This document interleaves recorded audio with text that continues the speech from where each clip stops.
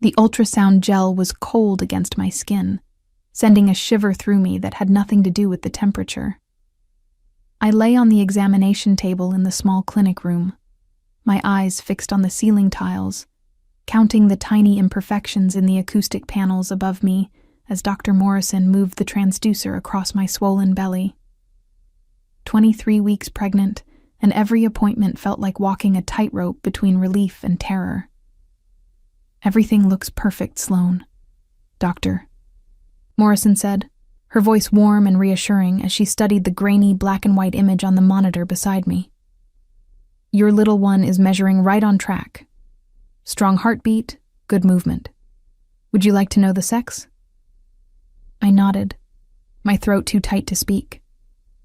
6 months ago, I'd fled Boston in the middle of the night with nothing but a hastily packed duffel bag and the knowledge that I was carrying the child of a man I could never see again. 6 months of looking over my shoulder, of changing my phone number, of taking a new position at this small community clinic in Providence under my mother's maiden name. 6 months of telling myself I'd made the right choice, even as guilt gnawed at me every single day. "It's a boy," Dr. Morrison announced with a smile, and something cracked open inside my chest. A boy. Caspian's son. The baby kicked as if in response to my thoughts, a flutter of movement that still amazed me every time I felt it. "A boy," I repeated, my voice barely above a whisper. My hand moved instinctively to cradle my belly, that protective gesture that had become as natural as breathing. Would he have his father's dark hair? Those penetrating gray eyes that could see straight through any lie? The sharp intelligence that made Caspian Reed one of the most dangerous men in New England? "I'll print out some pictures for you, Doctor," Morrison said, patting my arm before turning to adjust the ultrasound machine.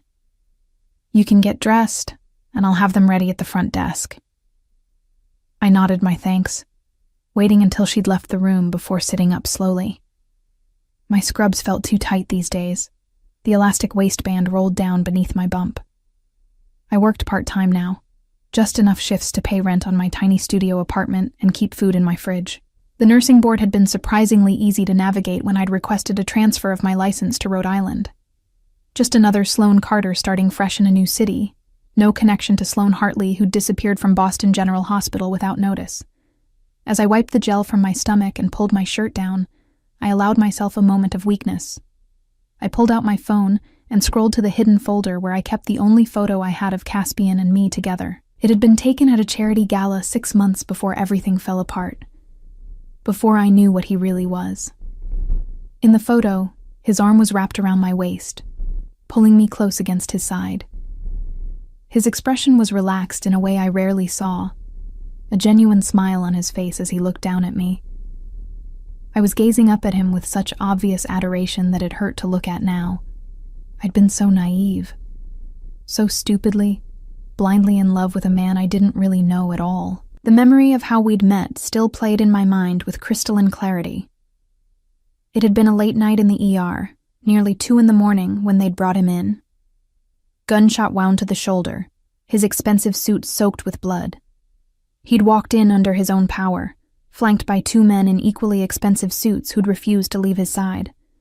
I'd been the triage nurse on duty, and when I'd looked into those cold gray eyes, something had sparked between us that I still couldn't fully explain. "Just a graze," he'd said, his voice deep and controlled despite the obvious pain. "I apologize for the late-night visit, but I prefer discretion with these matters." I should have called the police. It was protocol for any gunshot wound. But something about him, about the quiet authority in his voice, and the way his men deferred to him without question, told me that involving the police would only create problems. So I'd treated him myself in a private examination room, my hand steady as I cleaned and stitched the wound while he watched me with those intense eyes. "You're very calm," he'd observed. "Most people would be shaking." "I'm a trauma nurse," I'd replied, focusing on my work. "I've seen worse." "I'm sure you have." There was a note of approval in his voice that sent an unexpected thrill through me. "What's your name?" "Sloane." I'd looked up then, meeting his gaze. "And you are?" "Caspian Reed." He'd said it like I should know the name, and later I'd discover that I should have. But in that moment, I'd simply nodded and gone back to stitching his shoulder, unaware that I was sealing my fate along with his wound. He'd come back the following week to have the stitches removed, though I suspected he had people who could have done it for him. Instead, he'd requested me specifically, waiting patiently in the ER until my shift ended at midnight. Then he'd asked me to dinner, and despite every rational instinct telling me to decline, I'd said yes. The courtship that followed had been intense, intoxicating, and completely overwhelming. Caspian pursued me with the same focused determination he applied to everything in his life.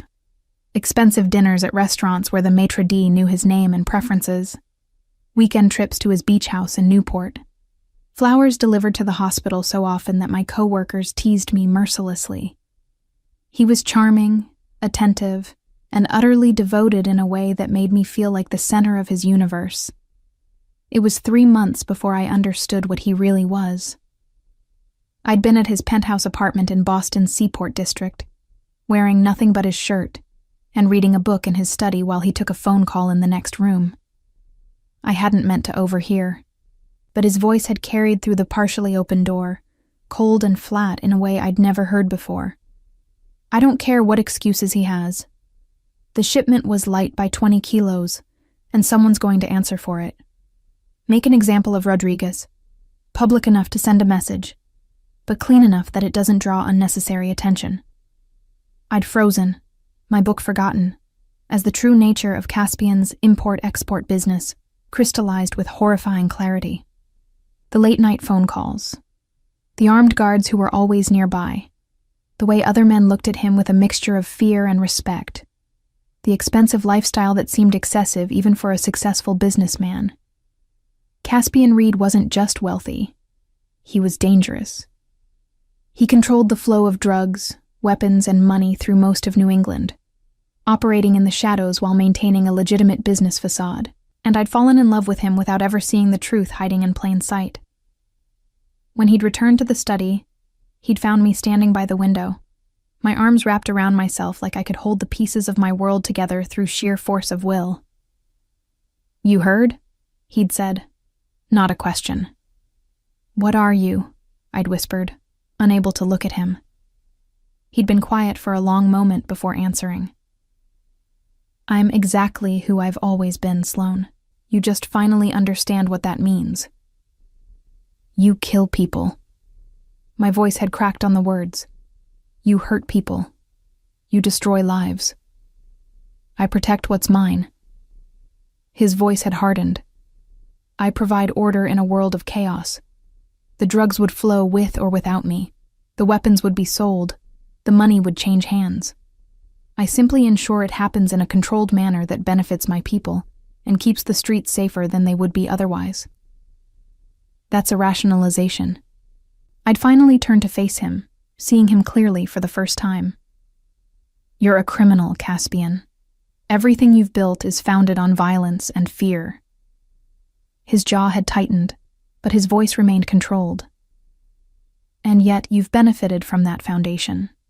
The safety I provide, the life I've given you, the protection that surrounds you whether you realize it or not. You don't get to enjoy the fruits while condemning the tree." He'd been right, and that was what had made it so much worse. I had enjoyed it all, had luxuriated in his attention and the lifestyle he provided, without asking too many questions. I'd been willfully blind because the alternative was admitting that I'd fallen in love with a monster. I'd left that night, returned to my own apartment, and spent the next week avoiding his calls and messages. But Caspian wasn't a man accustomed to being ignored. He'd shown up at the hospital, at my apartment, at my favorite coffee shop, always with that same intense focus that had drawn me to him in the first place. "I can't change what I am," he'd told me during one of our increasingly fraught conversations. "But I can promise you that you'll always be safe with me. I would never let anything touch you, Sloane. You're precious to me in a way nothing else has ever been." and like a fool, I'd believed him. I'd convinced myself that love could exist separate from his business, that I could have a relationship with Caspian Reed, the man, without being contaminated by what Caspian Reed, the crime lord, did to maintain his empire. We'd reconciled, and for a brief, shining moment, I'd actually believed we could make it work. Then I'd discovered I was pregnant. The realization had hit me 3 days before I fled Boston. I'd been feeling off for weeks, tired and nauseous in the mornings, but I'd attributed it to stress. When my period was 2 weeks late, I'd finally taken a test in the hospital bathroom between shifts. The 2 pink lines had appeared almost instantly, and I'd stood there in that sterile bathroom stall, staring at them, while my entire world restructured itself around this new reality. I was carrying Caspian Reed's child. The thought had terrified me in a way nothing else ever had. What kind of life could I give this baby with Caspian as its father? Would my son grow up surrounded by violence and criminality, learning to see it as normal? Would he be in danger from Caspian's enemies, a target because of who his father was? Would he follow in Caspian's footsteps, perpetuating the cycle of violence and fear? I couldn't let that happen. I wouldn't. So I'd made my choice. I'd emptied my small savings account, packed everything I could fit in 2 duffel bags, and left Boston in the middle of the night while Caspian was out of town on business. I'd left my phone behind, bought a prepaid cell with cash, and applied for nursing positions in Rhode Island under my mother's maiden name. Within a week, I'd landed a part-time position at this small community clinic in Providence, found a cheap studio apartment, and started building a new life. A life where my son could grow up safe and normal, never knowing what his father was. Now, standing in this examination room with ultrasound pictures of my baby boy waiting for me at the front desk, I allowed myself a moment to grieve for what could never be. Caspian would have been a devoted father in his own way. He would have protected our son fiercely, provided for him without limit, taught him strength and loyalty and all the complicated values that made up his personal code. But he would have also exposed him to a world of danger and moral compromise that I couldn't accept. My son deserved better. He deserved a chance at normalcy. I pulled myself together, wiped away the tears that had escaped without permission, and opened the examination room door. The clinic's hallway was quiet at this time of afternoon, most of the scheduled appointments completed, the staff preparing for the evening shift. I could hear Dr. Morrison talking to someone at the front desk, her professional tone slightly elevated in that way that suggested she was dealing with an unexpected situation. Something about her voice made my steps slow.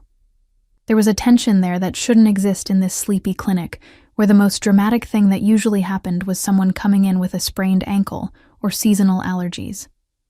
I turned the corner into the reception area and stopped dead. He was there.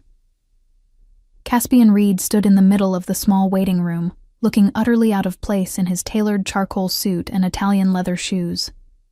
His dark hair was shorter than I remembered, styled back from his face in a way that emphasized the sharp angles of his features.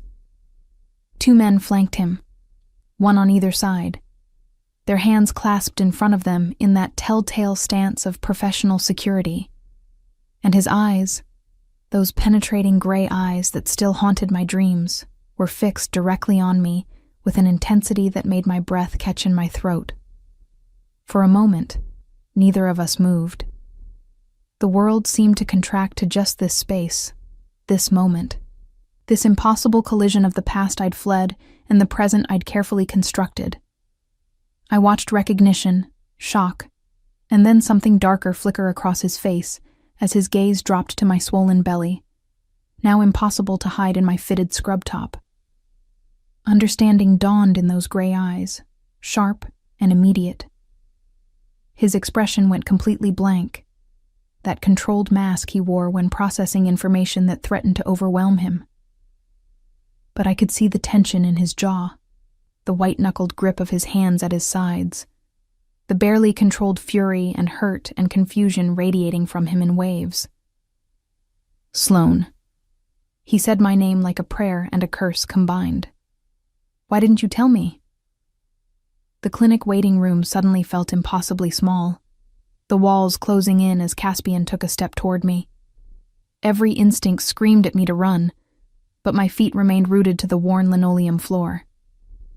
Dr. Morrison looked between us with growing concern, her hand hovering near the phone on her desk as if debating whether to call security. The gesture would have been laughable if the situation weren't so terrifying. What could clinic security possibly do against Caspian Reed? "Mr. Reed," I managed, my voice steadier than I felt. "This is unexpected." His eyes never left my face, but I saw the muscle in his jaw twitch at my use of his formal name. "Is it? I've been looking for you for 6 months, Sloan.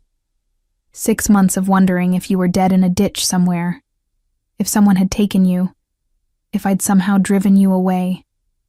His voice was controlled, almost conversational, but I could hear the barely leashed rage beneath the surface. "And here you are, in Providence, pregnant with what I can only assume is my child, based on the timing." I wrapped my arms protectively around my belly, a gesture that didn't escape his notice. His expression flickered, something raw and wounded crossing his features, before the mask slammed back into place. "I don't think this is the appropriate place for this conversation," I said quietly, acutely aware of Dr. Morrison listening to every word, of the receptionist who had gone completely still behind her desk, of Caspian's men standing like statues by the door. "Then where would be appropriate?" Caspian asked, his tone deceptively mild. "Your apartment? The one you're renting under a false name at 247 Waterman Street, Unit 3B? Or perhaps we could discuss it at the diner where you've been picking up occasional shifts on weekends, working under the table for cash, because you don't want to leave too much of a paper trail?" Ice flooded my veins. He knew where I lived, where I worked. He'd known, possibly for weeks, and had been watching me, waiting for... what? The right moment to confront me? Evidence of what I'd been hiding? "You've been following me," I whispered, my hand instinctively moving to my belly again. Something dangerous flashed in his eyes. "I have people who keep track of things that matter to me. Did you really think you could disappear, Sloan? That I wouldn't move heaven and earth to find you?" He took another step closer, and I fought the urge to back away. "What I can't understand is why. Why run? Why hide? Why keep my child from me?" "Because of what you are," I shot back, anger temporarily overriding fear. "Because I won't raise my son in your world. Your son." The words came out flat, emotionless, but I saw his hands clench into fists at his sides. "My son, Sloan. Mine. And you made the decision to cut me out of his life without even giving me a choice. What choice could there be?" My voice rose despite my efforts to remain calm. "Either I stay and raise him surrounded by violence and criminality, or I leave and give him a chance at a normal life. That's not a choice, Caspian. It's survival." Dr. Morrison cleared her throat nervously. "Perhaps I should give you two some privacy. Sloan, I'll just leave your ultrasound pictures at the desk." "I'd like to see them," Caspian interrupted, his eyes still locked on mine. "The pictures of my son."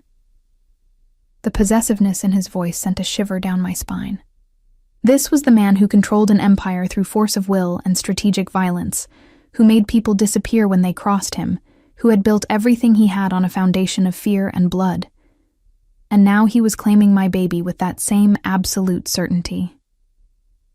"They're Sloane's medical records," Dr. Morrison said carefully, clearly trying to navigate the sudden minefield her quiet clinic had become. "I can't release them without her permission." Caspian's gaze finally left me to settle on Dr. Morrison, and I watched her physically recoil from the intensity of it. "I'm not asking for permission," he said softly. "I'm telling you that I will see pictures of my child. Now we can do this the easy way, with Sloane's cooperation, or I can have my attorney contact the hospital's legal department and make this an official matter. Your choice." "It's fine." I said quickly, not wanting to drag Dr. Morrison into this mess any further. Give him the pictures. Dr. Morrison hesitated, then nodded and retrieved the small stack of ultrasound printouts from the folder on her desk. Caspian crossed to her in 2 long strides and took them, his movements controlled but urgent. I watched as he studied the images, his expression unreadable as he traced the outline of our son's profile with 1 finger. 23 weeks? He asked, his voice rough. Yes, I confirmed quietly. You've known for, what, 4 months? 5? He looked up at me, and the hurt in his eyes was almost more than I could bear. You've been carrying my son all this time, going to appointments alone, dealing with everything alone, and you never once thought to tell me. I thought about it every single day, I admitted, my own eyes burning with unshed tears. But every time I reached for the phone, I remembered what you are, what you do, the people you've hurt, the lives you've destroyed, and I knew I couldn't let my son grow up thinking that was normal. Our son, Caspian corrected, his voice hardening. He's our son, Sloane. Half of him is me, whether you like it or not. You don't get to erase me from his existence just because you disapprove of my choices. Your choices have consequences, I said. Children who grow up in your world end up damaged or dead. I won't let that happen to him. Caspian was quiet for a long moment, studying the ultrasound pictures with an expression I couldn't read. When he finally spoke, his voice was deadly calm. We're going to continue this conversation somewhere private. You're going to come with me now. No. The word came out stronger than I felt. I'm not going anywhere with you. His eyes snapped to mine, gray and cold as winter steel. That wasn't a request, Sloane. And I'm not one of your employees to be ordered around, I shot back. I'm a free woman making my own choices, and I choose not to go anywhere with you. Something almost like admiration flickered across his face, quickly replaced by determination. You misunderstand the situation. I'm not asking for your cooperation because I need it. I'm asking because I'd prefer not to forcibly escort a pregnant woman out of a medical clinic. But make no mistake, Sloane. You are coming with me. We can do this quietly and with dignity, or we can make a scene. Your choice. My heart hammered against my ribs. I knew Caspian well enough to recognize that he meant every word. He would physically carry me out of here if necessary. Consequences be damned. The 2 men by the door shifted slightly, ready to follow whatever orders he gave. This is kidnapping, I said, my voice shaking slightly. This is protecting what's mine, he corrected. You and that baby are mine, Sloane. You were mine 6 months ago, and you're still mine now. The sooner you accept that, the easier this will be for everyone.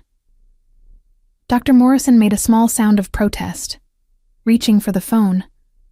But one of Caspian's men was there in an instant, his hand covering hers on the receiver. Not threatening, exactly, but the message was clear.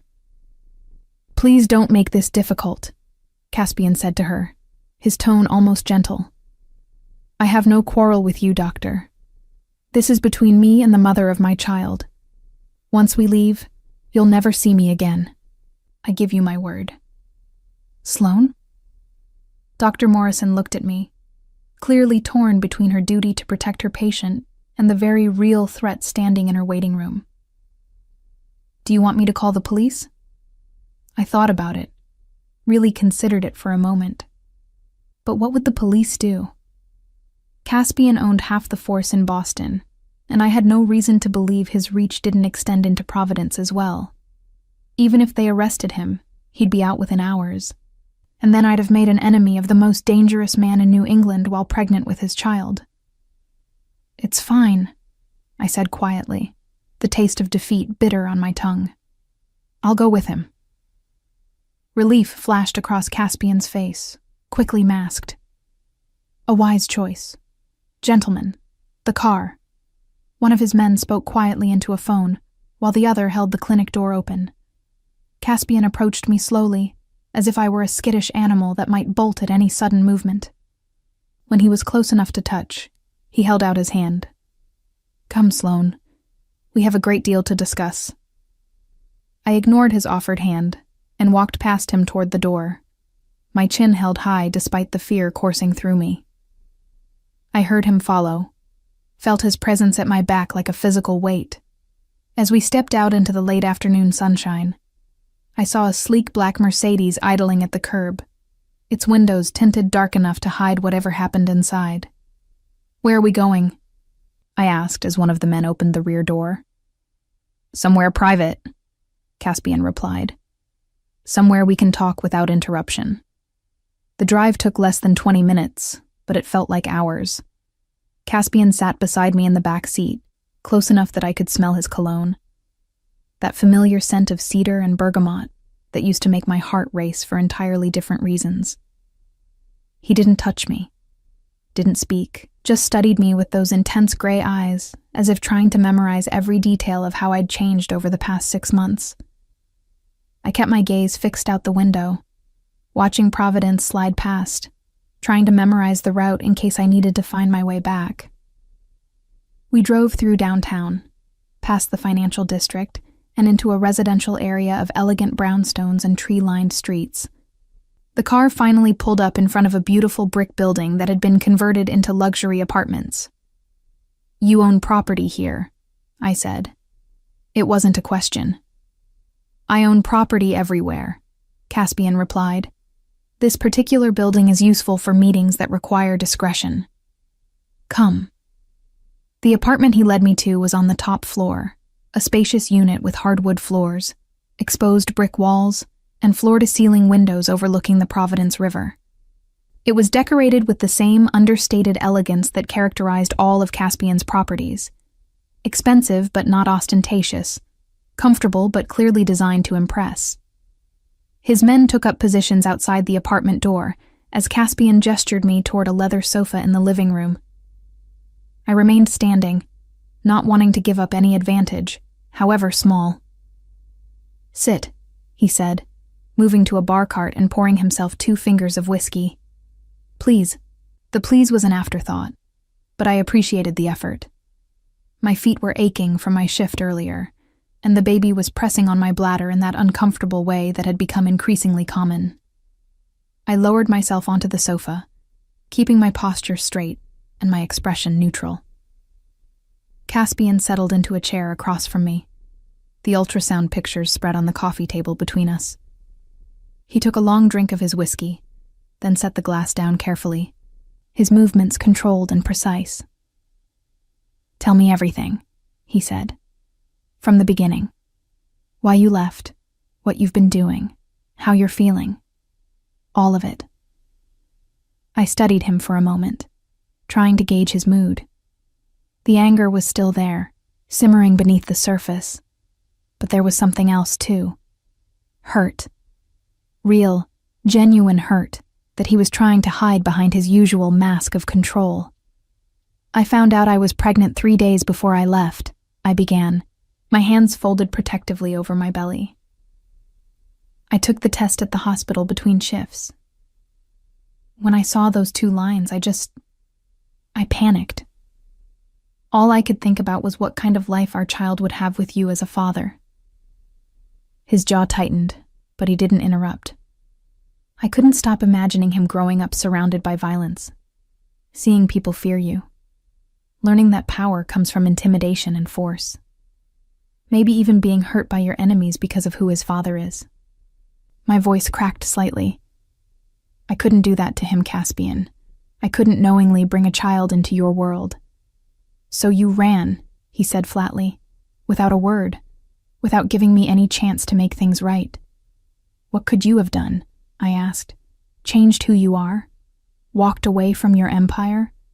We both know that's not possible. You are what you are, and I am what I am, and those 2 things are fundamentally incompatible." Caspian leaned forward, his elbows on his knees, his eyes boring into mine. "You're right that I can't change the past. The things I've done, the choices I've made, they're permanent. But you're wrong about the future. Wrong about what I'm capable of for the people I love. Love isn't enough, I whispered. Not when it's built on a foundation of violence and fear. Then what is enough? His voice rose slightly, frustration breaking through his control. What would I have to do, Sloane? What would be sufficient for you to trust me with our son? I don't know, I admitted. That's the problem. I don't know if there's anything you could do that would make me feel safe bringing him into your life. He stood abruptly, pacing to the windows, his hands clasped behind his back. I watched the tension in his shoulders, the rigid set of his spine. When he spoke again, his voice was carefully controlled. I need you to understand something. From the moment I met you, you became the most important thing in my world. More important than my business, my reputation, my power. Everything I've built means nothing if I don't have you. He turned to face me. When you disappeared, I thought I'd lost you forever. Do you have any idea what that did to me? The months I spent searching, the resources I devoted to finding you, the fear that kept me awake every night? Then you should understand why I ran, I said softly. That intensity, that possessiveness, it's frightening, Caspian. You don't love me like a normal person. You love me like you own me. His expression hardened. Because I do own you, Sloane. Maybe not legally, maybe not in any way that matters to society, but you're mine. You were mine from the moment you stitched up my shoulder in that emergency room. And that baby you're carrying, he's mine too. Nothing you do, nowhere you run, will ever change that. The certainty in his voice sent ice through my veins.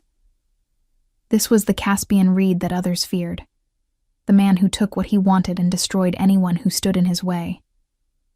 For 6 months, I'd managed to forget this side of him, to remember only the tender moments, the gentle touches, the man who'd made me feel cherished and safe.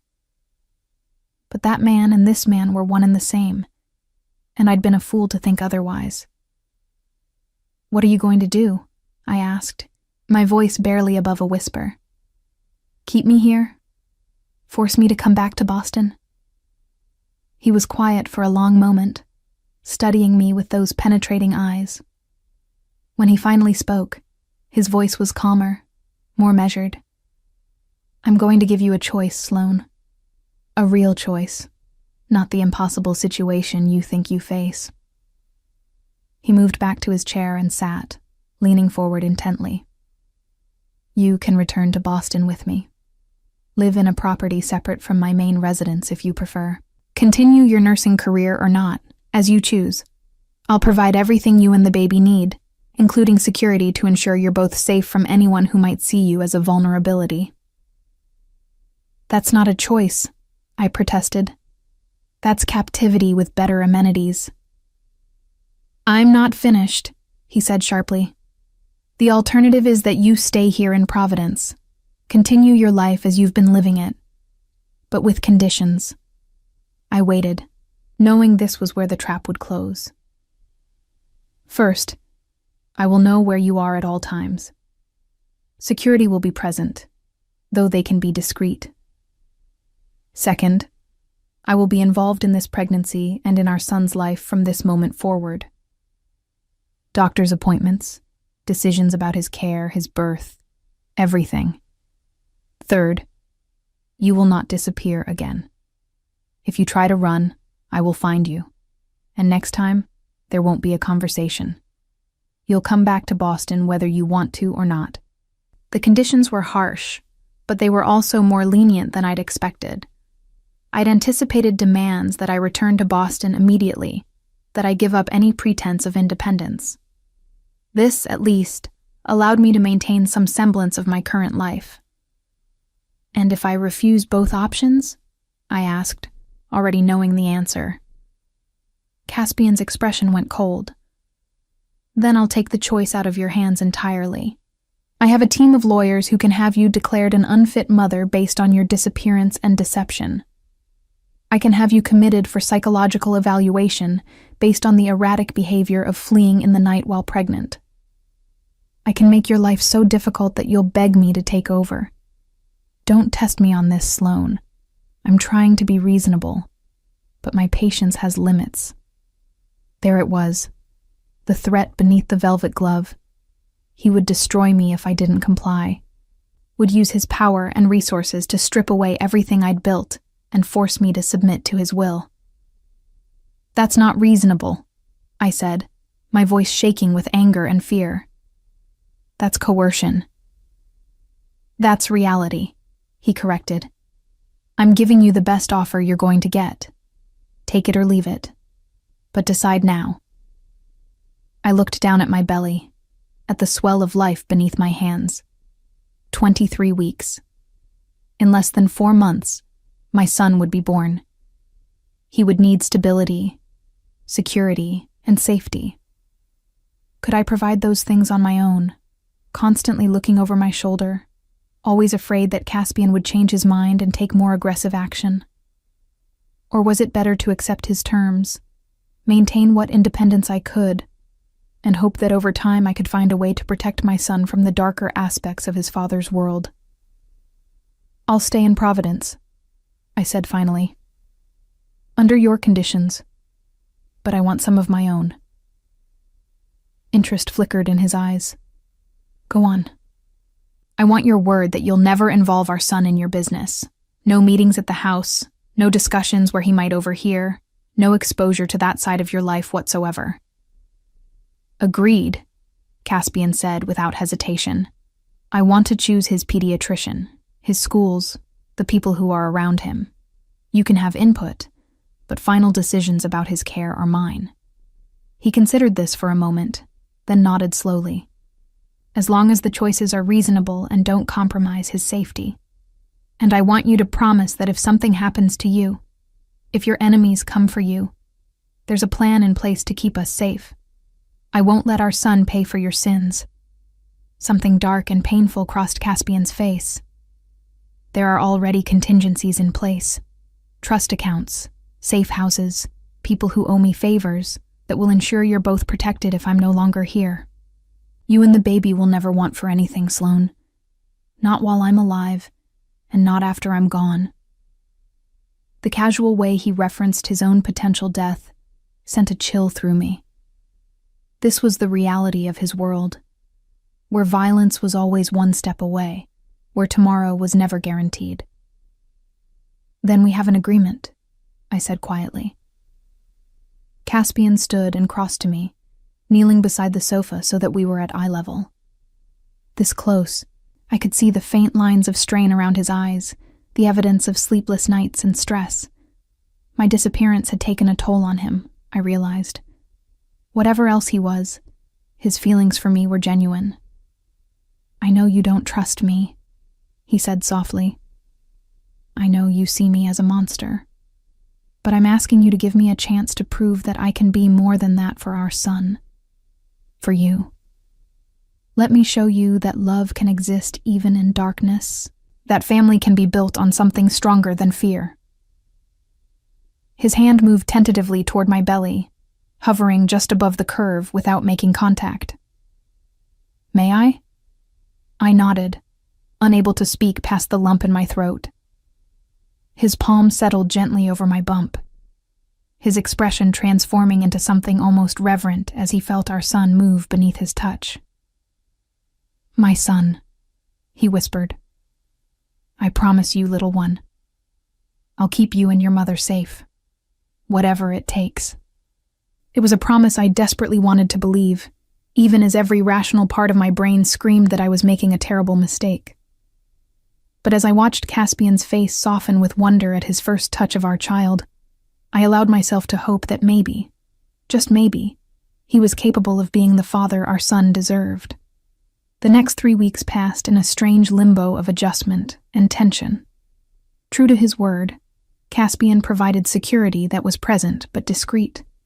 I never saw the same face twice, but I always felt watched. Men in nondescript cars parked on my street. A woman who seemed to frequent the same coffee shop I did each morning.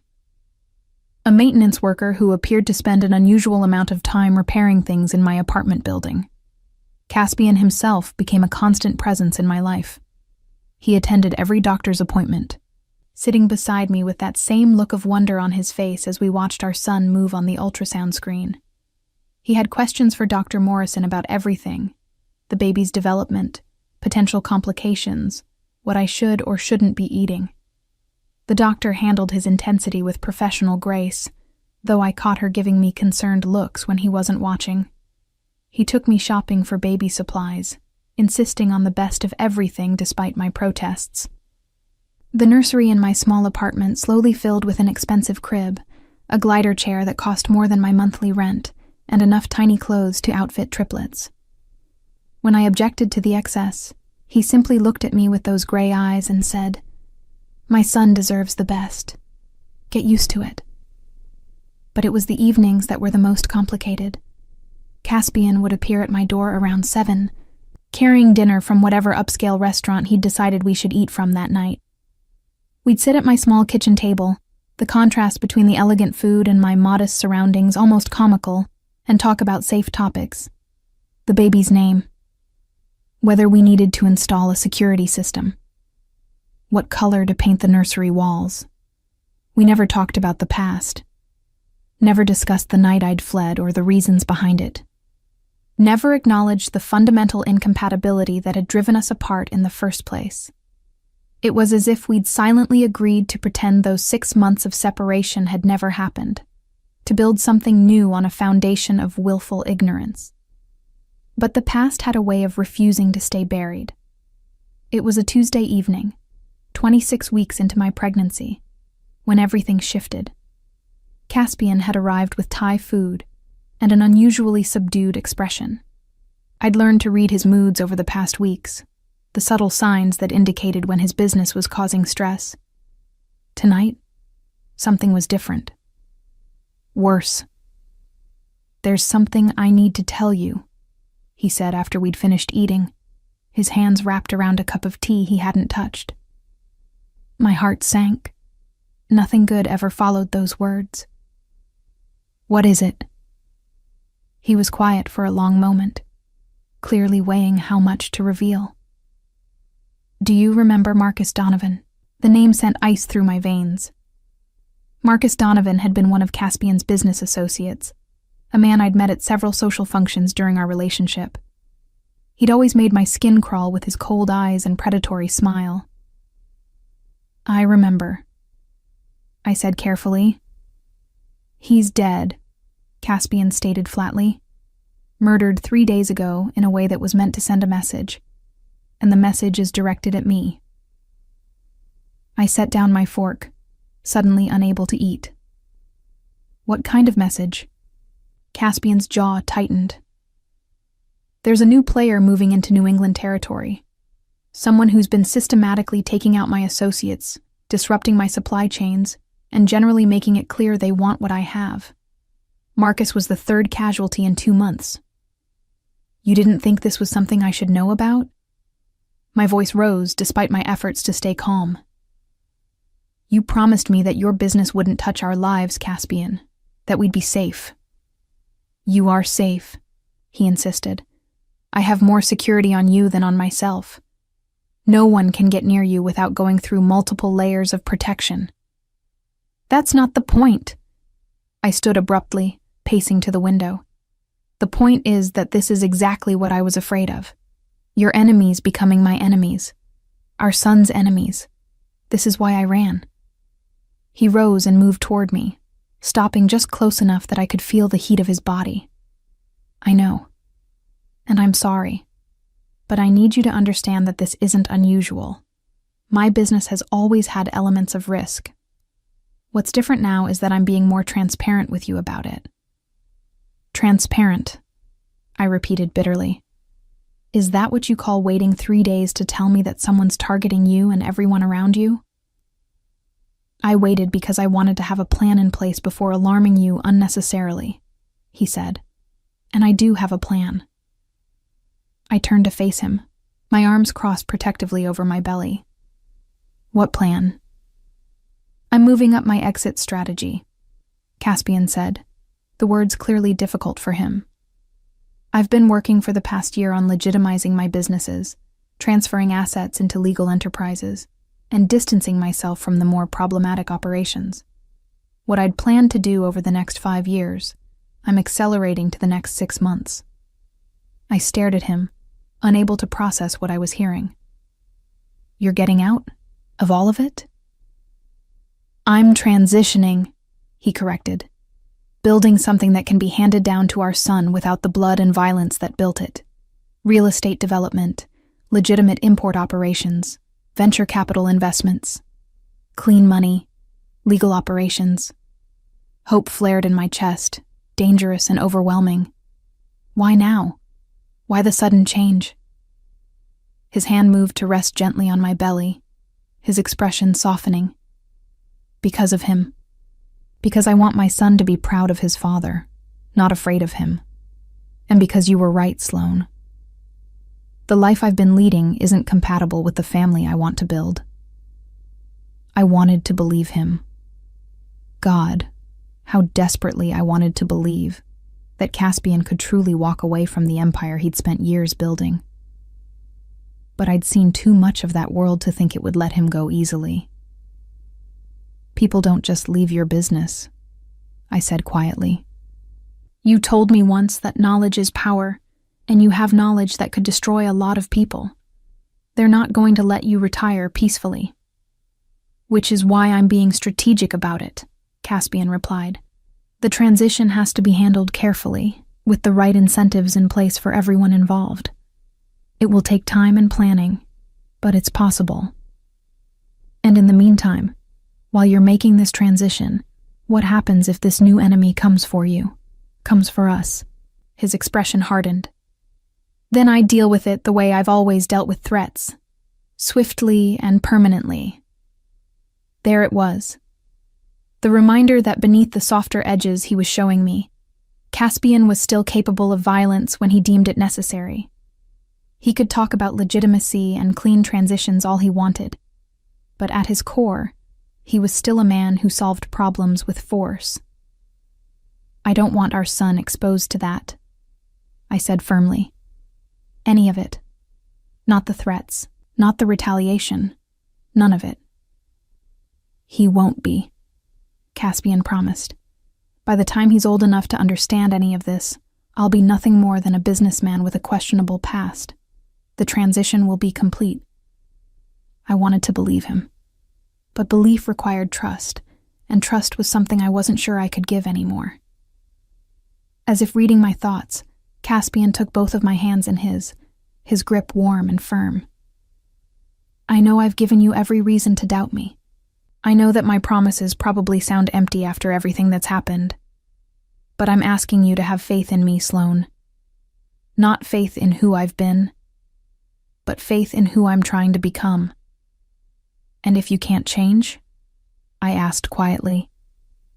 If the pull of that life is too strong, or the threats are too persistent, or you realize you can't actually walk away. His eyes met mine, and I saw something vulnerable there that took my breath away. Then you take our son and you run. You disappear so completely that I'll never find you. Because I would rather lose you both than have either of you suffer because of my choices. The words hit me like a physical blow. Caspian Reed, the man who controlled everything and everyone around him, was offering to let me go if he couldn't be what we needed him to be. It was the most profound gift he could give me, and the most terrifying. I don't want to run again, I admitted. These past 6 months have been lonely and frightening, constantly looking over my shoulder, always afraid you'd find me. I don't want that life for our son. Then stay, he said softly.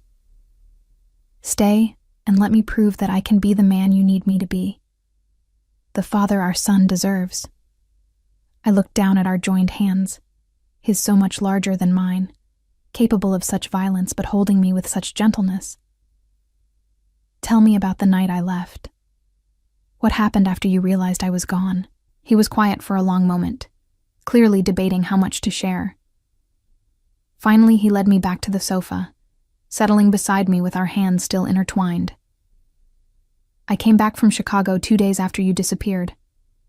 I'd been negotiating a deal that required my personal attention, and I couldn't wait. When I got to your apartment and found it mostly empty, I thought someone had taken you.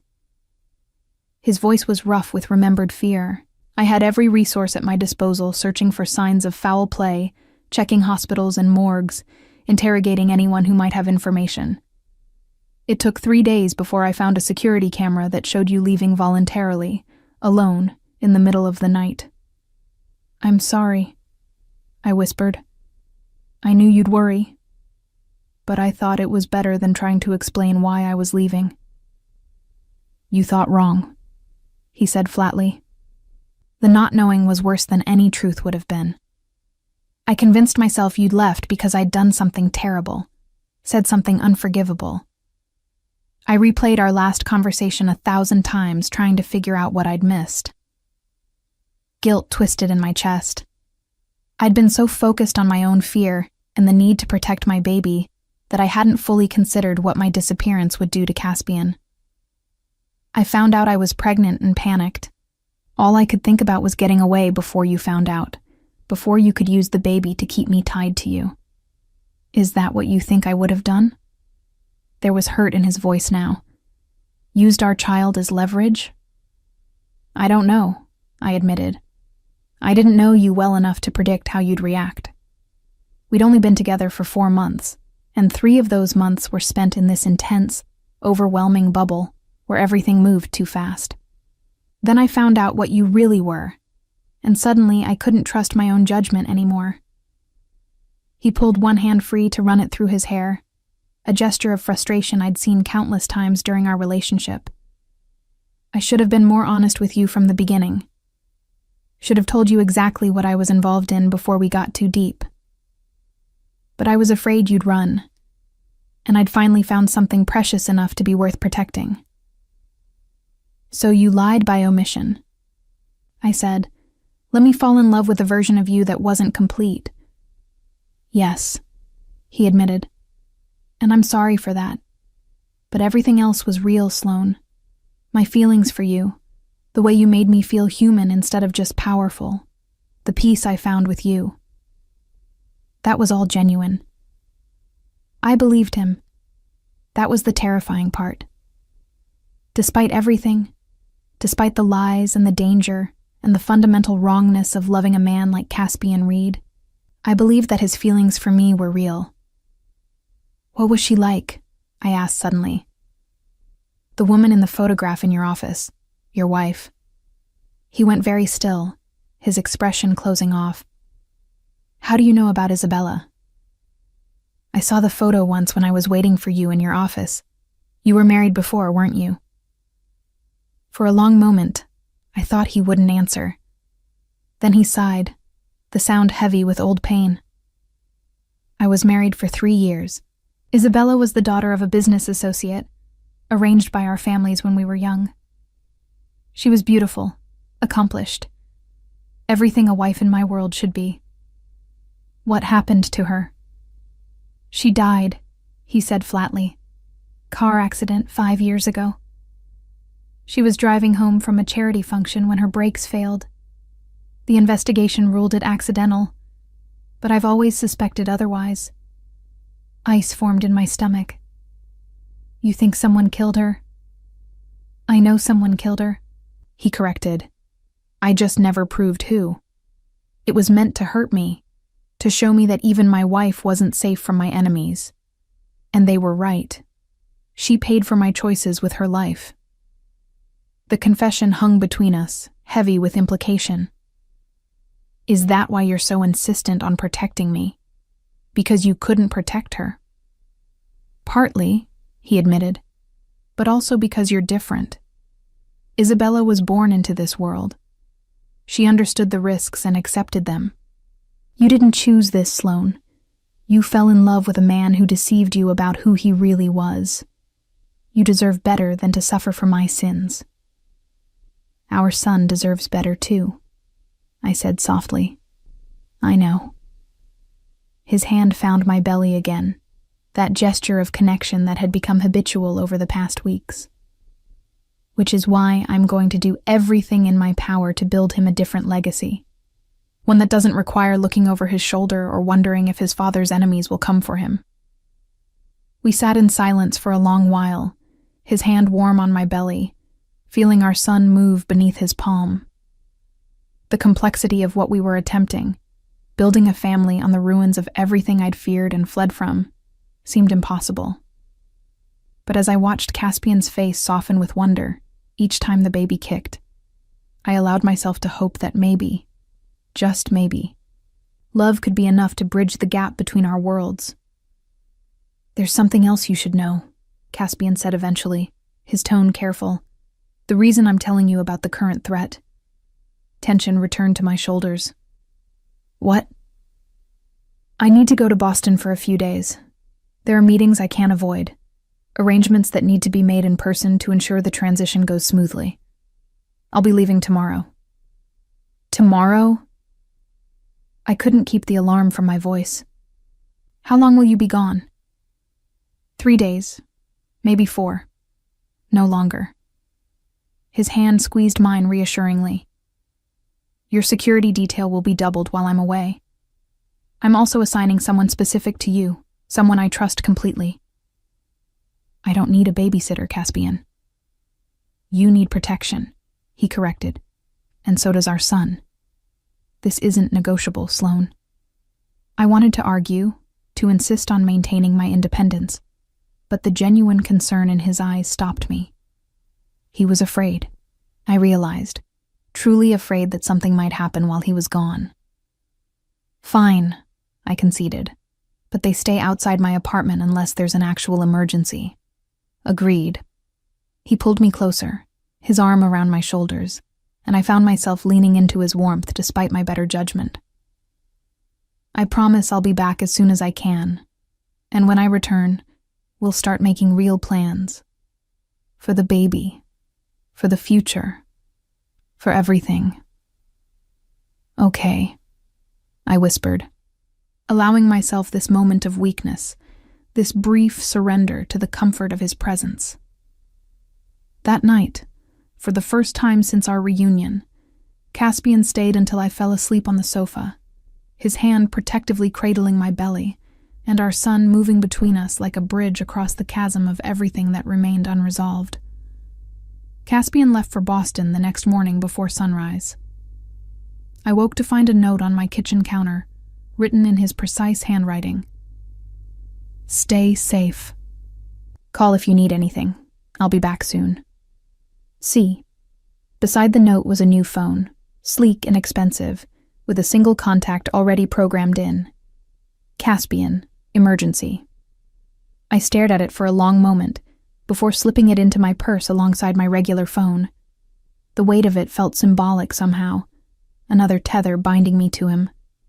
My new shadow introduced herself at 7 a.m. sharp. Her knock was professional but not aggressive, and when I opened the door, I found a woman in her early 30s with sharp eyes and an athletic build. She wore casual clothes, jeans, and a fitted jacket, but I could see the slight bulge at her hip that suggested a concealed weapon. Ms. Hartley, I'm Rebecca Torres. Mr. Reed assigned me to your detail while he's away. Her voice was warm, but professional. I'll be maintaining a discreet distance unless you need me, but I wanted to introduce myself so you'd know who to look for. You can call me Sloane, I said, studying her. There was something about her that seemed different from the other security personnel I'd glimpsed over the past weeks. More personable, less intimidating. Can I ask you something? Of course. How long have you worked for Caspian? 6 years, Rebecca replied. He recruited me out of the Secret Service when I was looking for private sector work. And you're okay with what he does? Who he is? She was quiet for a moment, clearly choosing her words carefully. Mr. Reed is a complicated man operating in a complicated world. What I am okay with is that he treats his people well, protects those under his care, and has a code of honor that's rare in any business, legitimate or otherwise. My job is to keep you safe, Ms. Hartley. Sloan. And I take that job seriously. It wasn't exactly an answer, but it was honest enough. I nodded. Thank you for the introduction, Rebecca.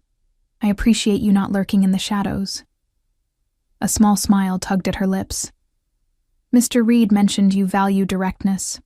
I'll check in once daily unless something changes. Call if you need anything. After she left, I went through the motions of my morning routine, but my mind was in Boston with Caspian. What meetings was he attending? Who was he negotiating with? Was he safe? Or was the threat he'd mentioned more immediate than he'd let on? My phone, the regular one, buzzed with a text from my coworker Sarah. Coffee before shift? Need to vent about the new attending. I smiled, grateful for the normalcy of workplace drama. Java Junction in 20? The coffee shop was busy with the morning rush, filled with the comforting smells of roasting beans and baking pastries. I found Sarah at our usual corner table, her curly hair pulled back in a messy bun, and her scrubs already wrinkled despite it being barely 8 a.m. You're glowing, she observed as I lowered myself carefully into the chair across from her. Pregnancy looks good on you. Pregnancy looks exhausting on me, I corrected, but I smiled. What's going on with the new attending? For the next 20 minutes, we talked about hospital politics and difficult patients, the comfortable rhythm of collegial complaint that had become one of my few remaining connections to normalcy. Sarah knew I was pregnant, knew I was single, but I'd kept the details vague. The father's not in the picture had been enough to satisfy her curiosity without inviting deeper questions. So, she said as we were finishing our coffee, I know you're being mysterious about the baby's father, and that's totally your right, but I have to ask, is everything okay? You seem tense lately. I hesitated, unsure how much to reveal. He's back in my life. It's complicated. Complicated bad or complicated good? Both, I admitted. He wants to be involved with the baby, which is good, but he comes with a lot of baggage, which is definitely not good.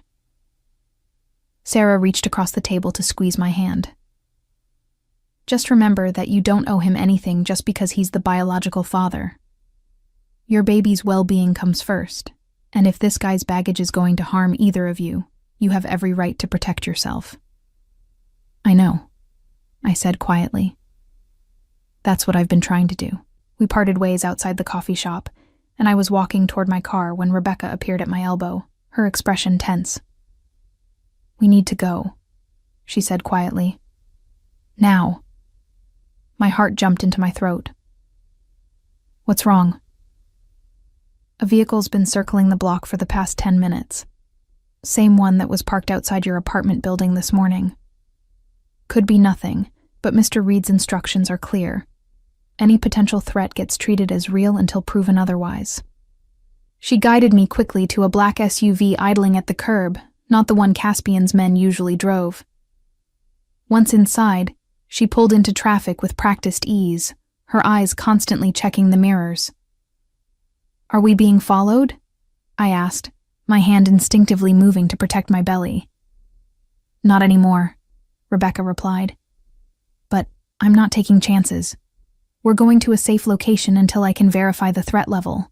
The safe location turned out to be a nondescript apartment building in a quiet residential neighborhood. Rebecca led me to a second-floor unit that was furnished but impersonal, clearly maintained as an emergency backup. Mr. Reed has several of these throughout the city, Rebecca explained as she did a sweep of the rooms. Standard procedure when there's a potential security concern. This is insane, I muttered, sinking onto the sofa. I was just getting coffee with a coworker. And now you're safe, Rebecca countered. That's what matters. She pulled out her phone. I need to update Mr. Reed. He'll want to know about this. Please don't, I said quickly. He's in Boston dealing with important things. There's no reason to worry him over what might be nothing. Rebecca gave me a look that suggested she thought I was being naive. Ms. Hartley, you and that baby are the most important things in Mr. Reed's world right now. If there's a potential threat to either of you, he absolutely wants to know about it." She was right, of course, but part of me resented the loss of agency, the way every decision about my safety was being made by other people. I'd spent 6 months maintaining my own security, making my own choices, and now I was being shuffled from safe house to safe house like a chess piece. Rebecca's conversation with Caspian was brief, but intense. I could hear his voice through the phone, sharp with concern, though I couldn't make out the words. When she hung up, her expression was apologetic. "He's coming back early. Should be here by this evening." "Rebecca, that's not necessary. You said yourself it might be nothing." "It might be," she agreed. "But Mr. Reed doesn't take chances where you're concerned. And honestly, Ms. Hartley, neither should you. You're 7 months pregnant with the child of a very powerful man who has enemies. That makes you a target whether you like it or not." The blunt assessment sent a chill through me. I'd been trying so hard to maintain some illusion of normalcy, to believe that Caspian's world could be kept separate from mine. But the truth was undeniable. The moment I'd become pregnant with his child, I'd become part of his world whether I wanted to be or not. "How long do I have to stay here?" I asked quietly. "Until Mr. Reed arrives, and we've verified the situation. A few hours at most." Those few hours stretched endlessly. I tried to read, to watch television, to do anything that would distract me from the growing anxiety. Rebecca remained professional, but not unkind, bringing me water and a sandwich from a nearby deli, checking in periodically to make sure I was comfortable. It was just after 6 when I heard the key in the lock. Caspian entered like a storm, his suit jacket gone, and his shirt sleeves rolled up, his hair disheveled as if he'd been running his hands through it repeatedly. His eyes found me immediately, and I saw the relief wash over his face. "You're all right," he said, crossing to me in 3 long strides. His hands framed my face, tilting it up so he could study me intently. "Both of you?" "We're fine," I assured him. Rebecca probably overreacted. "Rebecca did her job," Caspian corrected, shooting an approving glance at his security chief. "What do we know?" "The vehicle was registered to a shell company that traces back to the Volkov organization," Rebecca reported. "They've been expanding their operations in Providence over the past month. This could be reconnaissance, or it could be a message." Caspian's jaw tightened. "The Volkovs. That's the new player I mentioned. Russian MAFIA moving into New England territory." "Why would they be interested in me?" I asked, fear making my voice sharp. "Because they're interested in me," Caspian replied grimly. "And they've done their homework. They know that you disappeared 6 months ago, and they know you've recently resurfaced. They're probably still trying to determine what you mean to me, whether you're a weakness they can exploit." "This is exactly what I was afraid of," I said, standing abruptly despite the hand he put out to steady me. "Your enemies becoming my enemies. Our son becoming a target before he's even born." "I know," Caspian said quietly. "Which is why we're not staying in Providence." I stared at him. "What?" "You're coming back to Boston with me. Tonight. I have a property there that's significantly more secure than anything here, and I can better coordinate your protection when you're not 2 hours away." "No," I said flatly. "We had an agreement. I stay in Providence, maintain my life here." "The situation has changed," Caspian said, his voice hardening. "The Volkovs are more aggressive than I anticipated. You're not safe here." "I'm not safe anywhere," I countered. "That's the reality of being involved with you, isn't it? There will always be threats, always be enemies. Moving to Boston doesn't change that." "It gives me better control over the situation," he insisted. "More resources, more personnel, better intelligence networks. More control over me, you mean?" I crossed my arms, ignoring the way the gesture pushed my belly out further. This is what I was afraid of, Caspian. You using the danger as an excuse to trap me, to force me back into your life on your terms. His expression flickered with hurt, before hardening into something colder. I'm trying to protect you and our son. If you can't see that, if you're going to fight me on every reasonable security measure. Reasonable. My voice rose. Uprooting my entire life because someone might have been watching me isn't reasonable, it's paranoid. It's reality. He matched my volume, his control finally cracking. This is the world I live in, Sloane. The world our son will be born into. I'm sorry if that's not what you wanted, but it's what we have. And I will do whatever is necessary to keep both of you safe, even if you hate me for it.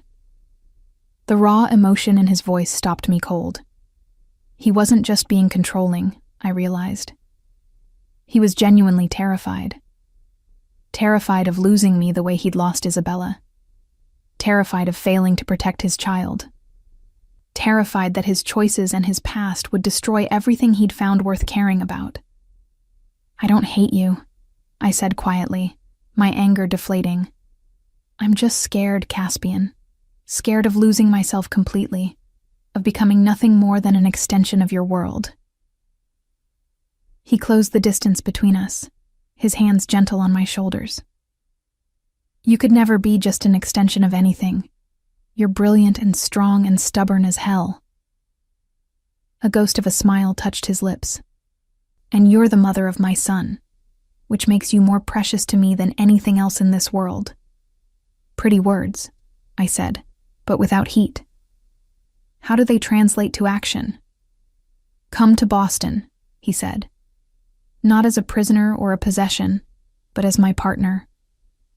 Help me build the legitimate empire I'm trying to create. Use your skills and intelligence to shape something better. And if after the baby's born, you decide you want to return to Providence, I won't stop you. I wanted to believe him. But experience had taught me that Caspian's promises came with asterisks and conditions that only revealed themselves later. I need time to think, I said finally. We don't have time, he replied. The Volkovs know where you live, where you work. Every hour you spend here is an hour they could be planning something. Please, Sloane, trust me on this. Trust. It always came back to trust. And the terrible truth was that despite everything, despite the lies and the danger and the fundamental impossibility of our situation, I did trust him. Not completely, not blindly, but enough to believe that his desire to protect me and our son was genuine. One condition, I said. I want to keep working. Maybe not at the clinic, but somewhere. I won't be locked away in some gilded cage with nothing to do but wait for the baby to be born. Agreed, Caspian said without hesitation. There's a community health center in Roxbury that could use an experienced nurse. It's in a neighborhood I have significant influence in, which means security will be easier to maintain. And after the baby's born, we reassess, together, as partners. I studied his face, trying to read the truth beneath his controlled expression. Finally, I nodded. Okay, I'll come to Boston. But if this turns into what I'm afraid it will, if I feel like I'm losing myself, I'm gone. And next time, Caspian, you won't find me. Something dangerous flashed in his eyes, but he nodded. Fair enough. Rebecca cleared her throat delicately. I'll coordinate the move. We should leave within the hour before it gets too late. The next 60 minutes passed in a blur of activity. Rebecca and another security team member went to my apartment to pack essentials, while Caspian made phone calls arranging everything on the Boston end. I sat on the safe house sofa, my hand on my belly, feeling our son's movements and wondering what I'd just agreed to. Are you all right? Caspian asked, ending his call and sitting beside me. His hand covered mine on my belly, that gesture of connection that had become habitual between us. I don't know, I admitted. I'm terrified and resigned and hopeful all at once.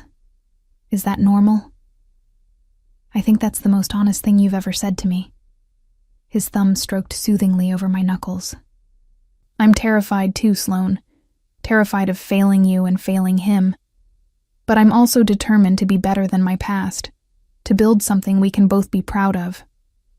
Just promise me one thing, I said quietly. Anything. Don't make me regret trusting you. His hand tightened on mine. I promise I'll spend every day trying to be worthy of that trust. It wasn't a guarantee. Nothing with Caspian ever was. But as we drove through the night toward Boston, toward the life I'd fled 6 months ago, I allowed myself to hope that maybe, just maybe, we could find a way to make this impossible situation work. For our son's sake, if nothing else. The Boston property Caspian brought me to was not his main residence, the penthouse in Seaport that I remembered from our relationship. Instead, it was a renovated brownstone in Beacon Hill. Elegant but understated, with a tree-lined street and neighbors who valued privacy as much as security. He'd bought it, he explained, specifically as a sanctuary. A place separate from his business where family could be insulated from the darker aspects of his world. The interior was beautiful, all hardwood floors and original moldings, but clearly recently updated with modern amenities. 3 bedrooms upstairs, one of which had already been converted into a nursery that made my chest tighten. He'd duplicated everything we'd bought for my Providence apartment, but added more. A changing table, a rocking chair positioned near the window, soft lighting, and blackout curtains. Every detail considered, every need anticipated. When did you do this? I asked, standing in the doorway of the nursery, overwhelmed by the reality of it. I started the renovations a month ago, Caspian admitted, coming to stand beside me. After I found you, but before I approached you, I wanted to be ready in case you agreed to come back. You were very confident I would. No, he corrected quietly.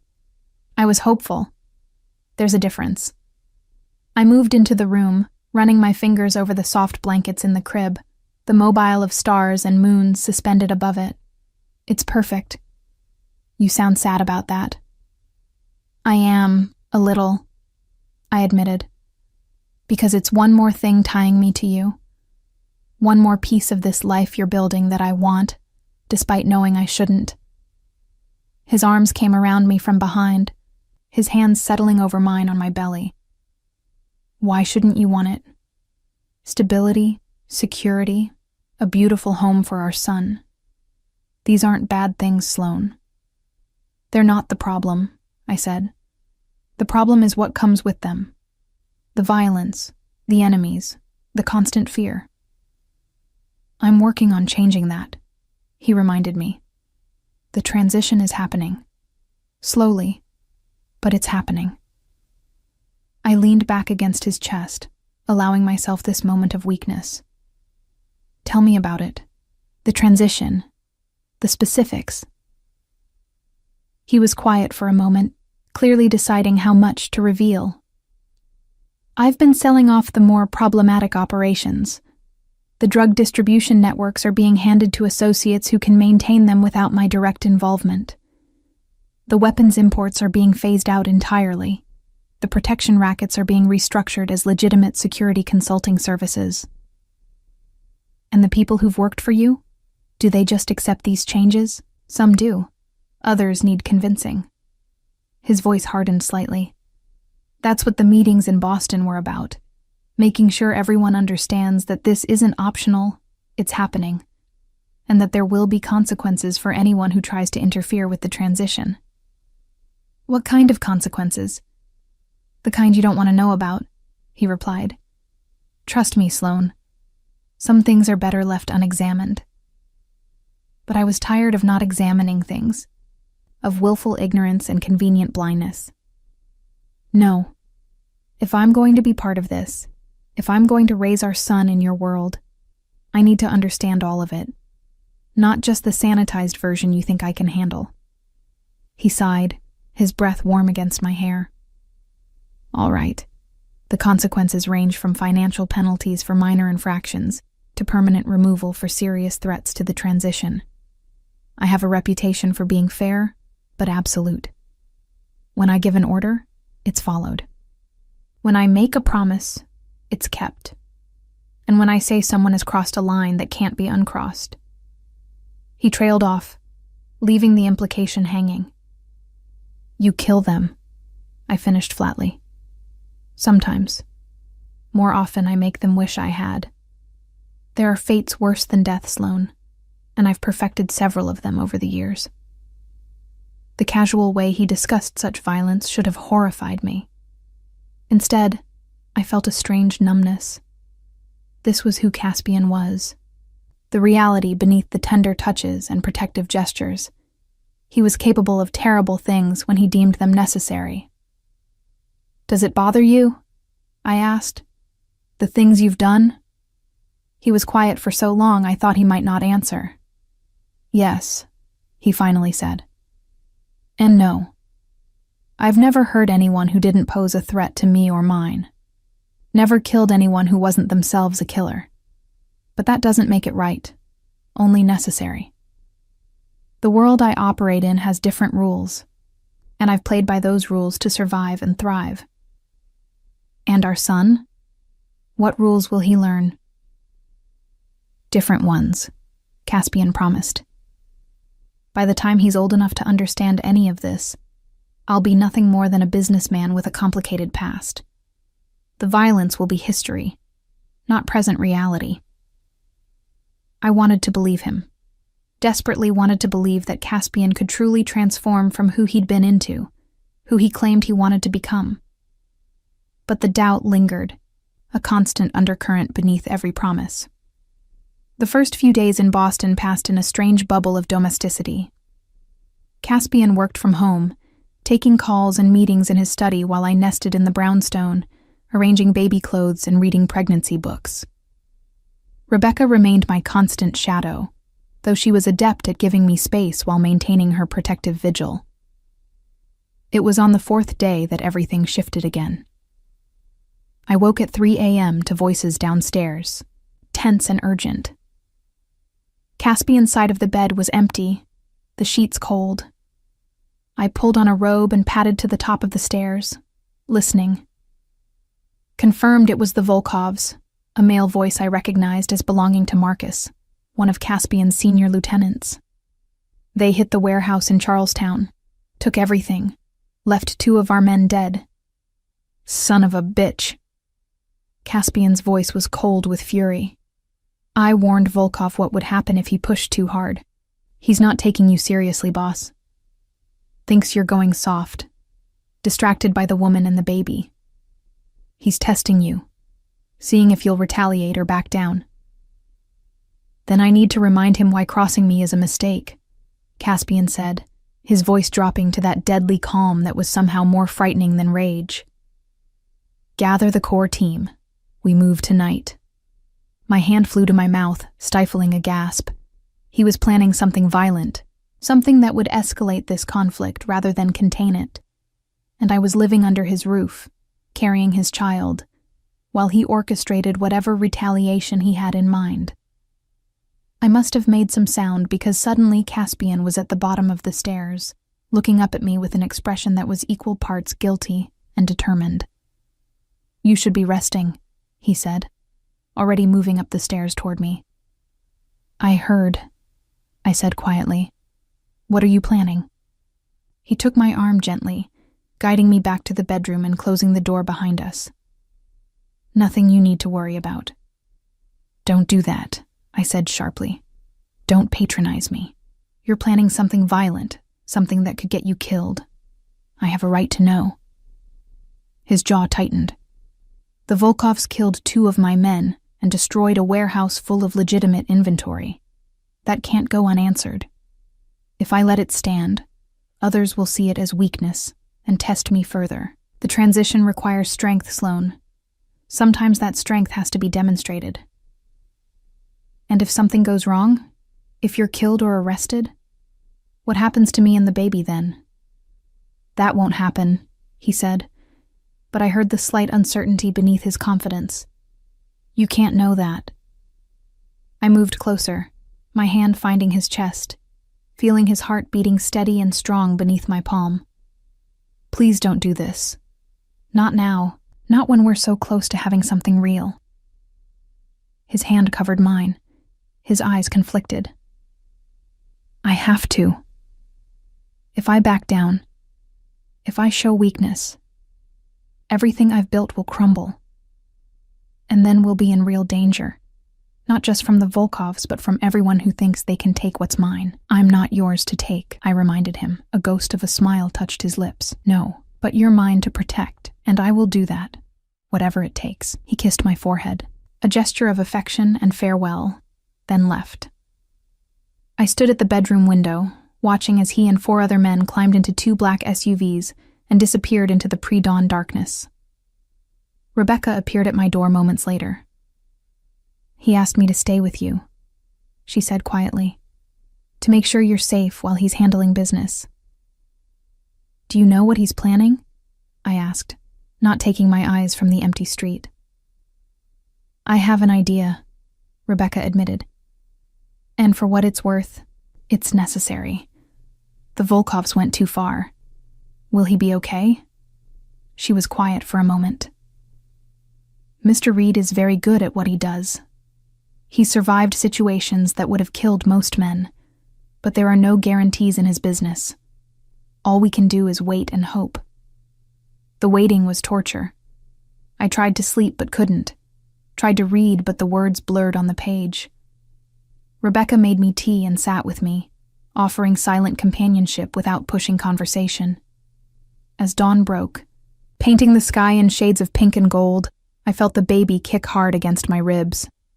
A reminder of what was at stake, what I stood to lose if Caspian didn't come back. It was just after 7 when I heard the door open.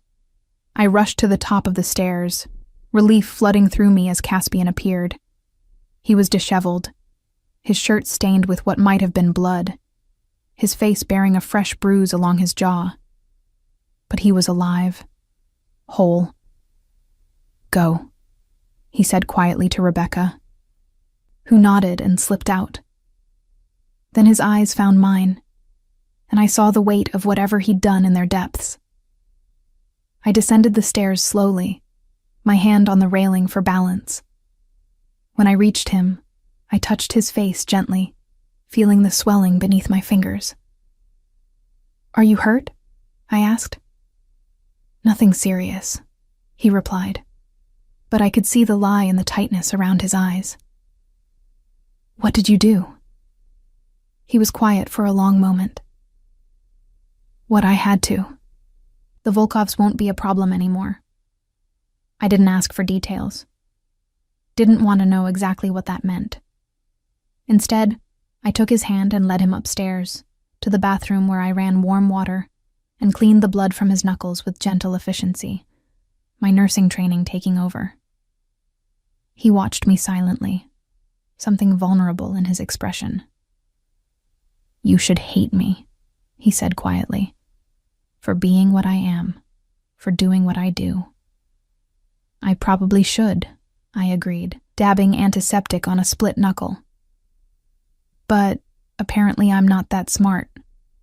Or you're smarter than either of us realize, he suggested, smart enough to see beyond the violence to what I'm trying to become. Or I'm just a fool in love with a dangerous man, I countered. The jury's still out. His hand caught mine, stilling my ministrations. Say that again. That I'm a fool? The other part. I met his eyes, seeing the hope and need there. I love you, I admitted quietly. I've loved you since you first walked into that ER with a bullet wound and didn't flinch. I loved you when I found out what you were. And I loved you when I ran. And I love you now. God help me, Caspian. But I love you.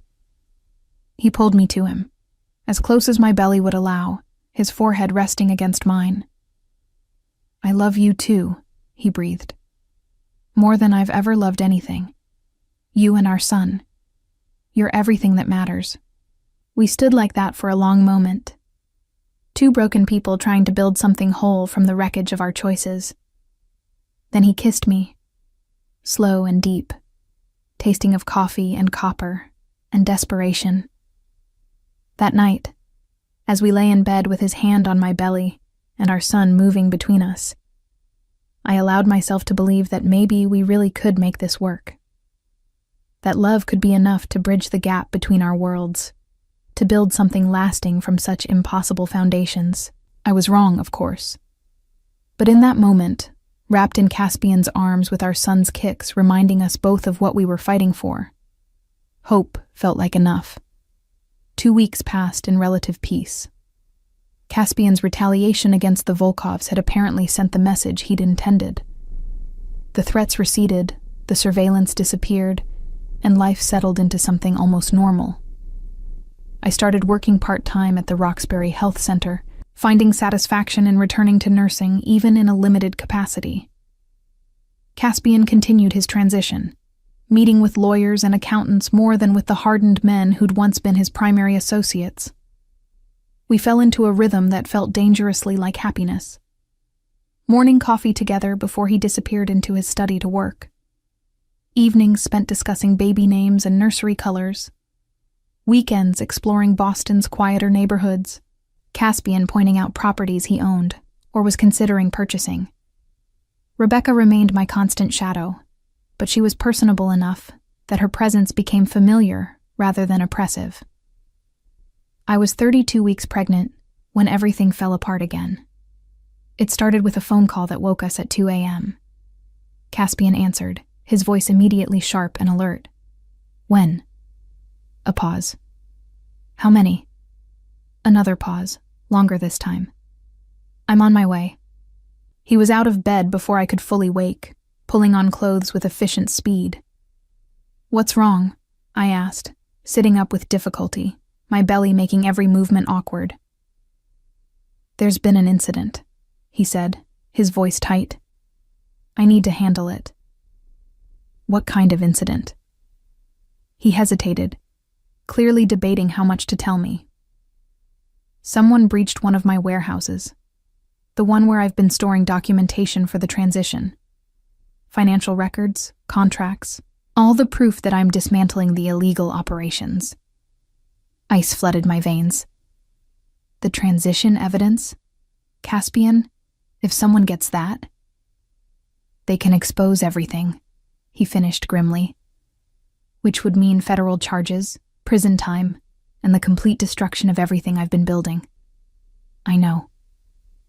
So, what are you going to do? Get it back, he said simply, before it can be used against me. He kissed me quickly, a brush of lips that felt too much like goodbye, then left. I heard the SUV pull away, then silence. Rebecca appeared at my door moments later. He asked me to stay with you, she said. It was becoming a familiar refrain. I hate this, I admitted. The constant fear, the middle-of-the-night emergencies. This isn't what I want for our son, Rebecca. I know, she said gently. But it won't last forever. Once the transition is complete. If it's completed, I interrupted. If he survives long enough to finish it. If his enemies don't destroy him first. If. I'm so tired of living in conditionals. She sat beside me on the bed, her professional demeanor softening. Mr. Reed loves you and that baby more than anything in his life. He's risking everything to build something legitimate, something you can be proud of. That has to count for something. It counts for a lot, I admitted. It just might not be enough. The hours crawled by. Dawn came and went. My shift at the health center started, and I had to call in sick, unable to leave without knowing if Caspian was safe. Rebecca made me breakfast, tried to distract me with baby talk and hospital gossip, but nothing could ease the knot of anxiety in my chest. It was nearly noon when Caspian finally returned. He looked worse than I'd ever seen him. Exhausted, blood on his collar, a haunted expression in his eyes. Marcus was with him, and another man I didn't recognize, both looking equally grim. What happened? I demanded, moving to Caspian as quickly as my pregnant body would allow. He pulled me close, his embrace almost desperate. We got the documents back. Most of them, anyway. Most? His jaw tightened. Some were already copied, sent to parties unknown. We're trying to trace where they went, but... He trailed off, the implication clear. Someone has leverage against you. I finished quietly. Yes. He pulled back to look at me, his hands framing my face. Which means the timeline for the transition just accelerated dramatically. I need to complete the legitimization process immediately, before whoever has those documents decides to use them. How long will that take? Weeks, maybe a month if I push hard. But it's going to require me to be absent more, to travel, to take risks I'd rather avoid. Then don't do it, I said. Walk away now. Leave everything behind and just be with me and the baby. He smiled sadly. You know I can't do that. If I walk away without completing the transition, those documents will destroy me anyway. Prison time, asset seizure, constant danger from people who think I betrayed them. This is the only path forward that gives us any chance at a normal life. I wanted to argue, to insist that there had to be another way. But I could see in his eyes that he'd already considered every option, already chosen the path he deemed necessary. Then do what you have to do, I said quietly. But Caspian, if something happens to you... It won't, he interrupted. I promise, Sloane. I will survive this, and we will have the life I've been working toward. Trust me. That word again. Trust. The foundation of everything between us, and yet still so fragile. The next 3 weeks were the longest of my life. Caspian was gone more than he was home, constantly traveling between Boston, New York, and various other cities where his business interests required attention. When he was home, he was distracted, taking calls at all hours, the stress visible in the lines around his eyes and the tension in his shoulders. I was 35 weeks pregnant when the final crisis hit. It started with contractions, uncomfortable but not painful, during my shift at the health center. I mentioned them to Rebecca, who immediately called Caspian. He was in New York, wouldn't be back until evening. Dr. Morrison, my obstetrician, told me to come in to be monitored, that it was probably just Braxton Hicks, but better to be safe. The monitoring showed the contractions were regular, but not progressing. Probably preterm labor starting, Dr. Morrison said. We'll keep you overnight for observation. If they don't stop, we might need to deliver early. Rebecca stayed with me, keeping up a stream of calm conversation while I tried not to panic. Our son was healthy but not full term yet. If he came now, he'd likely be fine, but 5 more weeks would be better. I needed Caspian here, needed his steady presence and reassuring touch. He arrived just after midnight, bursting into my hospital room with wild eyes and disheveled appearance. Is he okay? Are you okay? We're fine, I assured him, reaching for his hand.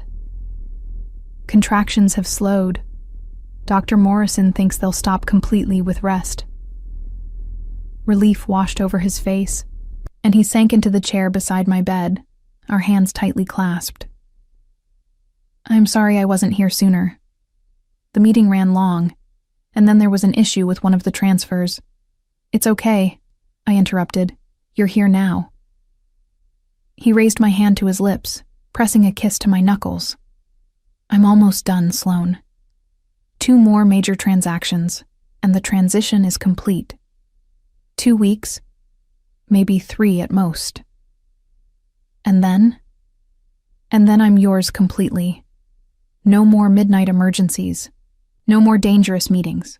Just you, me, and our son. I wanted to believe him, but I'd learned that Caspian's world didn't let go easily. The proof came 2 days later, when I'd been sent home on bed rest. I was resting in the bedroom when I heard raised voices downstairs. Caspian and Marcus, arguing about something. I couldn't make out the words, but the tension was clear. Then a gunshot shattered the afternoon quiet. My scream was involuntary, terror flooding through me. Rebecca was beside me in seconds, her gun drawn, positioning herself between me and the door. "Stay here," she ordered, her professional mask firmly in place. "Don't move." But I couldn't stay. That was Caspian down there, possibly hurt or dead. I pushed past Rebecca, moving as quickly as my pregnant body would allow, down the stairs toward the study where the voices had been coming from. The scene that greeted me would haunt my nightmares for years. Marcus lay on the floor, blood pooling beneath him from a chest wound. Caspian stood over him, gun still in hand, his face a mask of cold fury. Another man, someone I'd never seen before, was pressed against the wall by two of Caspian's security team. "What happened?" I demanded, my voice shaking. Caspian's head snapped toward me, and I saw the moment he registered my presence, saw the mix of anger and regret flash across his face. "Sloan, you shouldn't be here." "What did you do?" I moved closer despite Rebecca's attempt to stop me. "Did you shoot Marcus?" "He was working with the Volkovs," Caspian said flatly, feeding them information, planning to sabotage the transition. He pulled a gun when I confronted him. I looked at Marcus, at the man I'd seen dozens of times over the past months, who'd always been respectful and professional. "Is he dead?" "Not yet," Caspian replied. "But he will be." The casualness with which he said it sent ice through my veins. This was the man I'd fallen in love with, the father of my child, calmly discussing killing someone who'd betrayed him. The violence I'd tried so hard to ignore was now literally at my feet, impossible to deny. "You can't," I whispered. "Caspian, you can't just kill him." His expression hardened. "He betrayed me. Endangered everything I've been working for, including your safety and our son's. There are consequences for that. Please." I moved closer, my hand finding his arm. "Don't do this. Not here. Not now. Call the police. Let them handle it." "The police can't handle this," he said. "This is my world, Sloan. My rules. And the rule is simple. Betray me, and you die." "Then your world is wrong," I said, tears streaming down my face. "And I can't be part of it anymore." Something cracked in his expression, a flash of real pain beneath the cold control. "Sloan, I mean it," I interrupted. "If you kill him, if you choose that violence over the chance at something better, I'm done. I'll take our son and disappear so completely you'll never find us. And this time, Caspian, I'll make sure there's no trail to follow."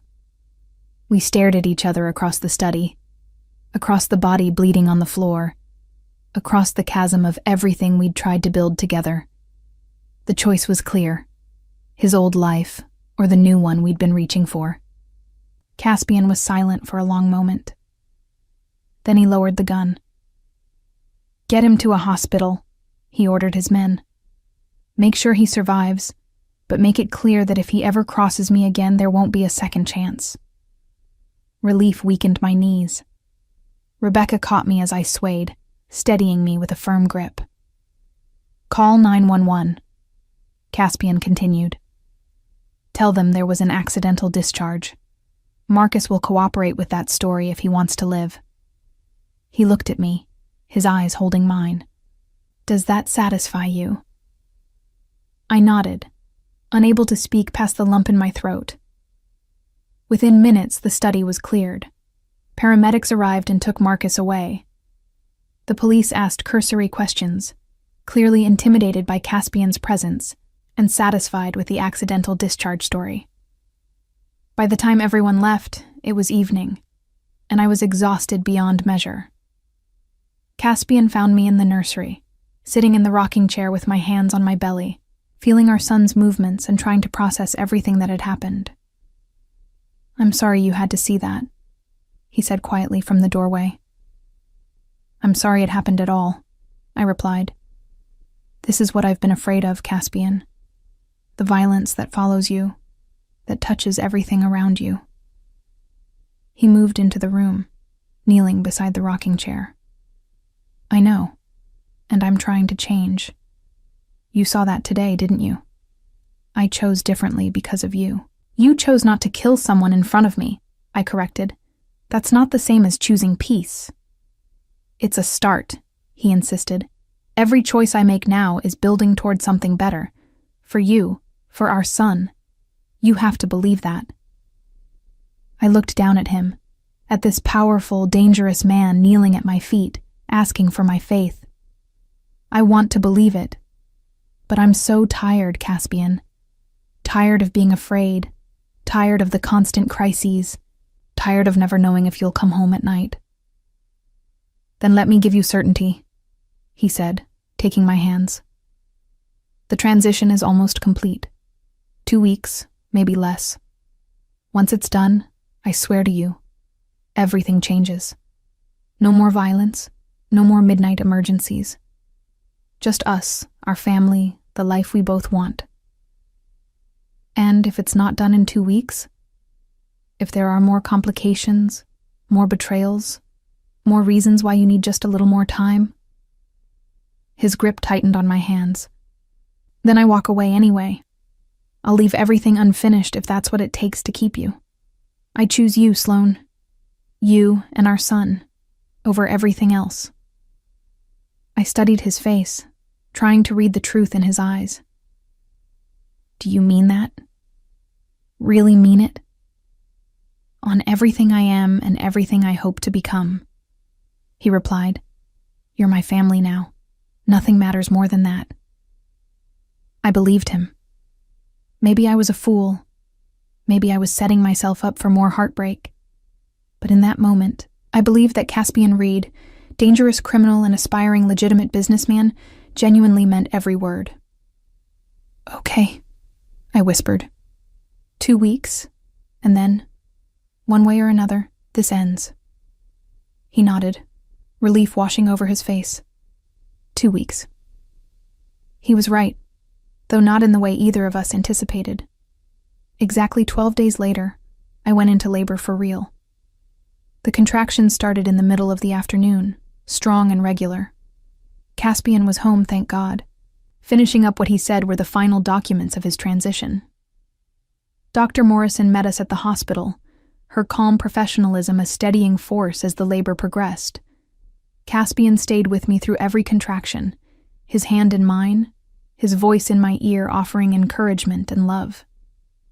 When our son finally emerged at 8:47 p.m., screaming his arrival with robust fury, I watched Caspian's face transform into something I'd never seen before.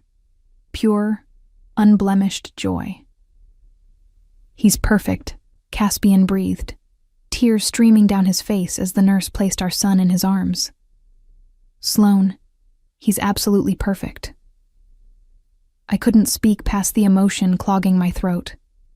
Our son, 7 pounds and 5 ounces of squirming, crying humanity, was finally here. The reason for everything. The hope that had sustained us through impossible odds. What's his name? The nurse asked gently. Caspian looked at me, the question in his eyes. We'd discussed names for weeks without coming to a final decision. James, I said, the name coming to me with sudden certainty. James Reed Hartley, after my father. Caspian's expression softened. James Reed Hartley. It's perfect. Those first hours with our son were a bubble of peace that I wished could last forever. Caspian held James with surprising confidence for a first-time father, studying every tiny feature as if memorizing his son's face. When the baby finally nursed, falling into sated sleep, I watched Caspian watch him and felt something settle in my chest. We were a family now. Whatever came next, we would face it together. The proof of Caspian's transition came 3 days later, when we were preparing to bring James home from the hospital. He received a call, stepped out into the hallway to take it, then returned with an expression I'd never seen before. What is it? I asked, adjusting James in my arms. That was my attorney, he said, his voice strange. The final transfer went through. All the illegal operations are officially divested. Everything I own now is legitimate, clean, legal. It's done, Sloan. The transition is complete. I stared at him, hardly daring to believe. It's really over? All of it? All of it, he confirmed. I'm just a businessman now. Wealthy, well-connected, but operating entirely within the law. My past is still there, but it's buried deep enough that it won't touch our family. The relief was so intense it felt physical. So we're safe? James is safe? As safe as I can make you, Caspian replied, moving to sit beside me on the hospital bed, which is very safe indeed. We brought James home to the Beacon Hill brownstone later that day. Rebecca had transformed the house, adding balloons and a welcome banner that seemed incongruous with her usually professional demeanor. She held James with surprising tenderness, cooing at him in Spanish. That night, with our son sleeping in his bassinet beside our bed and Caspian's arm around my shoulders, I finally let myself believe that we might actually have made it through. That love had been enough to transform a criminal into a father, danger into security, fear into hope. Thank you, Caspian whispered into the darkness. For what? For not giving up on me. For running when you needed to and staying when I needed you. For giving me James. For giving me a reason to become someone better. I turned to face him, seeing the man I loved outlined in the soft glow from the nursery nightlight. Thank you for fighting to be worth staying for.